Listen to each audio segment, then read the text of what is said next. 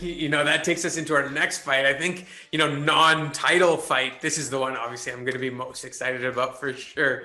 We got a lightweight bout between Islam Makhachev and Drew Dober, names that we've, heard and been around for a very long time. So, look at Makhachev's record, man. I'm not sure, the credibility of this, but at 18-1, that says something, does it not?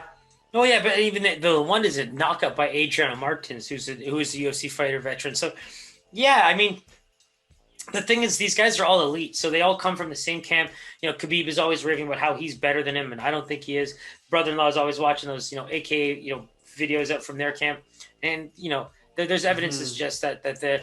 If there's any guy that's almost too humble to the point where it's almost sickening because he's just willing to say anything for anyone, Khabib is definitely showing that level of commitment. So it's like, take that with a grain of salt too, right? I just think Khabib is just on a different planet than most fighters. So yeah, like, let's be real, wrestling on point. Like he's fundamentally going to be one of the best wrestlers we see in this division, period. What we missed the most, right? Is there a more anticipated fight? To be honest, like, this man hasn't fought, I believe, since 2019. Is that right? 2019. 2020. Yeah, 2020 just had canceled bouts, and something else that stood out to me with that was that this will probably be the first fight without Khabib's dad as well, right? Well, that's the thing. Like, all these guys seem to be from that same camp, but I would say that at this level, like, I'm curious if Khabib's going to be in this corner. I would expect him to kind of be there too, right?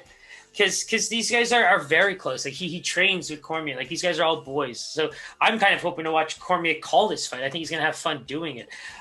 For me, it's like, look at the canceled fights, right? It would have been a Dos Anjos fight or even an Alexander. And I think the Alexander Hernandez-Drew Dober fight kind of lines up, right? Because those two fought. Drew Dober won that one. And Drew Dober's getting the fight. Makhachev now. So I think it's fair to both guys, right? Because you can make the assumption that Makhachev, despite not fighting since 2019, but having all the hype in the world, is still getting a Drew Dober on the come up and is a massive name for him to be able to kind of take that faster road, to the next level in terms of rankings and all that.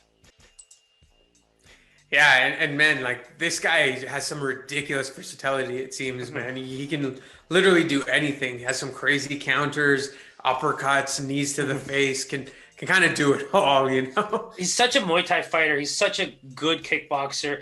And I think that's where Makhachev just has to be really careful, right? I think Drew Dober's very much going to be, studying where these takedowns come from. If there's any shots that he can land knee-wise, elbow-wise, aiming down, that kind of stuff.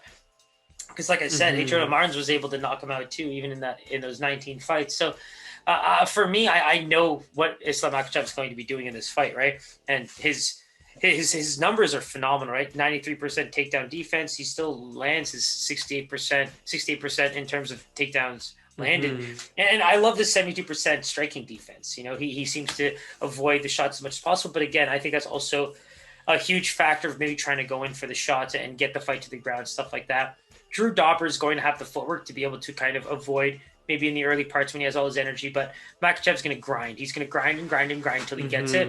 And Drew Dober's going to have to keep him at a distance, keep chopping those legs up, try to get some big punches to the body. Even, you've seen him knock that once, at least you can see if that's doable again. For sure. And Drew's no joke either. You touched on that fight with Hernandez where, he did humble him pretty intensely, but that last loss is kind of what stood out to me, right? Against Dariush, we refer to him as the Terminator here. But, he looked great in that fight too, man. And to be honest, he seemed to actually have control of that fight until the end where he did get submitted. Yeah, it's usually around Terminator 2 where they have to, he becomes a good guy and things just kind of go all, he has to save the world, basically. That's basically what happens usually. And yeah, are you kidding me? This guy always seems to have a new switch to turn on when it comes to Beneil Dariush. So, when you look down his entire all of the names that he's lost to, we know.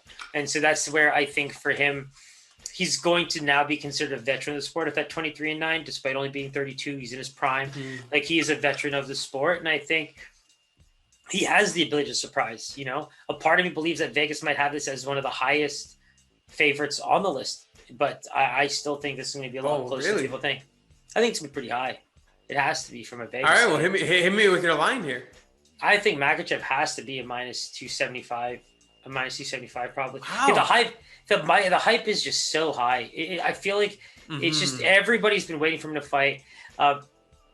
Because I just think it's one of those things where you have to look at it this way. If you give someone a line for Makhachev at minus 200, do they bet it up? I think so. I believe people are waiting for this man to get back in there. And I don't know if enough people know what Drew Dober has been capable of lately.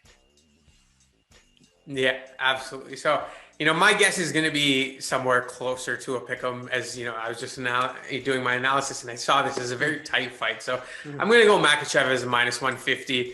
Given your analysis, I might be very wrong here, but let's check. Maybe I am. Nope, you are. You actually undershot it slightly. So you're right. Makhachev is getting that huge favorite. My guess is he's the biggest favorite. Yeah, there you go. My Vegas guess was he'd be the biggest favorite on the card. So you can't F with hype. You really cannot, man. Minus 334 is his current line. Drew Dober comes in at plus 250 underdog. I think it's going to be a lot tighter than people expect. 100%, man. That's what we say. Vegas sometimes is out of their mind, but at the same time, if Makhachev can walk through those punches and is just sitting on top of this man waiting for his best opportunity, then we know why things are the way they are. Yeah. And like you said, they got to hedge their risk too, right? You see an enticing line for Makhachev, you're probably going to bet it up. So. Yeah, because that's what I said, right? Even for me, my original line was in the minus 300, but even I feel like Dober can't be even bet up that high. But from a Vegas perspective, even I undershot that. You know what I mean? So it's just crazy to see how well that can play in the lines. It's crazy to me. So that wraps up UFC 259. Man, what a treat that was. Discussing it with you. I cannot wait to watch it. It's going to be a beauty. Make sure you don't miss this one. If you haven't already done so, hit that subscribe button, hit that bell button. All our information is below. Always a pleasure, Siraj. This one was extra special, man. My man, it's one of the best cards we'll probably see this year, maybe for a very long time. So I'm glad all these guys can get on there. Let's just hope they stay healthy. All right. Take care, my brother. Peace.